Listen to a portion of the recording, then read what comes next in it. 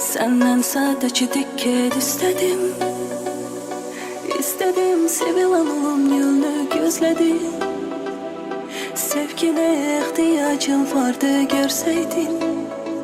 Bana gelseydin, adrını duysaydın bir. Hayatımı, zamanımı, yüreğimi, neçerimi sana verdim. İstedim sevilen olum yolunu gözledim. Sevgine ihtiyacım vardı görseydin. Bana gelseydin, adrını duysaydın bir. Gözlerim yollarındayken, sen yah kırılıp gökte giderken, sevildiğini bilmemize varken,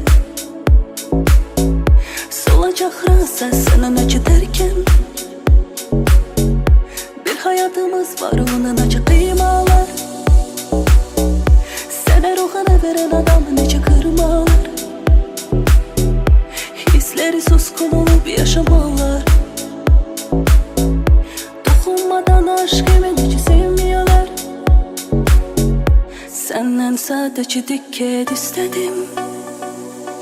İstedim sevilen olum yolunu gözledim. Sevgine ihtiyacım vardı görseydin. Bana gelseydin, adrını duysaydın bir. Hayatımı, zamanımı, yüreğimi, neçerimi sana verdim. İstedim sevilen olum yolunu gözledim. Sevgine ihtiyacım vardı görseydin. Bana gelseydin, adrını duysaydın bir.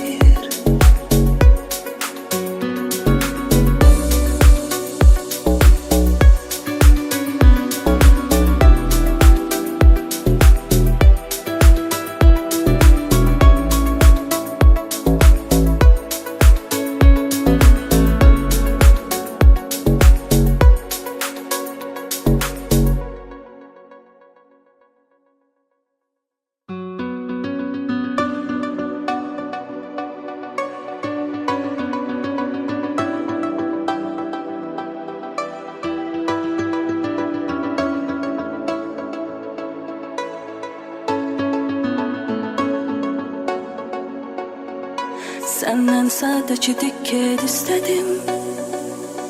İstedim sevilen olum yolunu gözledim. Sevgine ihtiyacım vardı görseydin. Bana gelseydin, adrını duysaydın bir. Hayatımı, zamanımı, yüreğimi, neçerimi sana verdim. İstedim sevilen olum yolunu gözledim. Sevgine ihtiyacım vardı görseydin. Bana gelseydin, adrını duysaydın bir. Gözlerim yollarındayken, sen yah kırılıp gökte giderken, sevildiğini bilmemize varken, solacak rasa senin acı derken, bir hayatımız var onun acı kıymalar.